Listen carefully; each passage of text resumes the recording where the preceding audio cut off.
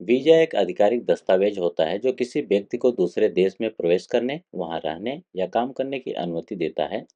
विभिन्न देशों में वीजा के विभिन्न प्रकार होते हैं जो यात्रा के उद्देश्य, समय सीमा और शर्तों पर निर्भर करते हैं। पर्यटन वीजा मतलब टूरिस्ट वीजा, ये वीजा उन लोगों के लिए होता है जो यात्रा, पर्यटन, छुट्टियां मनाने या किसी स्थानीय आकर्षण को देखने के लिए दूसरे देश में प्रवेश करना चाहते हैं। समय सीमा, आमतौर पर यह वीजा कुछ दिनों से लेकर कुछ महीनों तक के लिए दिया जाता है। विशेषताएं, इस वीजा पर आप किसी व्यावसायिक गतिविधि या कामकाजी कार्य के लिए नहीं जा सकते। व्यवसाय वीजा मतलब बिजनेस वीजा, ये वीजा व्यापारिक उद्देश्य के लिए जारी किया जाता है, जैसे कि व्यापारिक बैठक, सम्मेलन, व्यापारिक यात्रा आदि के लिए। समय सीमा, ये वीजा आमतौर पर सीमित समय के लिए होता है और इसमें व्यावसायिक गतिविधियों के लिए कार्य करने की अनुमति नहीं होती। विशेषताएं, व्यावसायिक यात्रा में व्यापार से संबंधित कार्य किए जा सकते हैं, लेकिन कामकाजी वीजा के समान कार्य नहीं किया जा सकता। वर्क वीजा, ये वीजा किसी व्यक्ति को दूसरे देश में काम करने की अनुमति देता है। इसे उस देश के रोजगार के लिए विशेष वीजा माना जाता है। समय सीमा, ये वीजा दीर्घकालिक या अस्थायी हो सकता है। यह उस देश की नीतियों पर निर्भर करता है।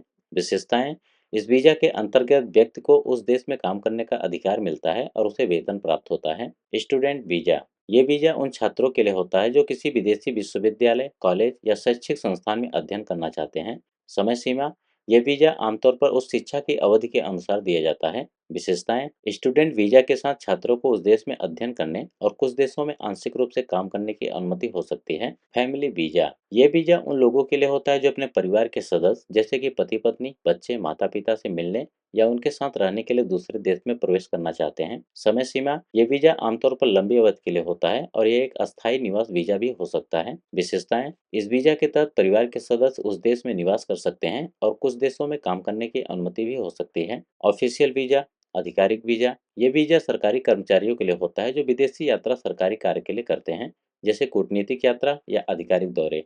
समय सीमा, ये वीजा आमतौर पर सीमित समय के लिए होता है जो यात्रा की अवधि के आधार पर होता है। विशेषताएं, इस वीजा पर व्यक्ति सरकारी कार्यों के लिए यात्रा करता है और ये अन्य प्रकार के वीजा से भिन्न होता है। डिप्लोमेटिक वीजा, कूटनीतिक वीजा, ये वीजा उन कूटनीतिक अधिकारियों के लिए होता है जो एक देश से दूसरे देश में आधिकारिक कूटनीतिक कार्यों के लिए यात्रा करते हैं। समय सीमा, ये वीजा आमतौर पर दीर्घकालिक होता है। विशेषताएं, कूटनीतिक वीजा में विशेष अधिकार होते हैं, जैसे देश के भीतर स्वतंत्र आवाजाही और कूटनीतिक कार्यों में संलिप्तता। ट्रांजिट वीजा, जब कोई यात्री एक देश से दूसरे देश जा रहा होता है और यात्रा के दौरान एक दूसरे देश में कुछ समय के लिए रुकता है तो उसे ट्रांजिट वीजा की आवश्यकता होती है। समय सीमा, ये वीजा केवल कुछ घंटों से लेकर कुछ दिनों तक के लिए होता है।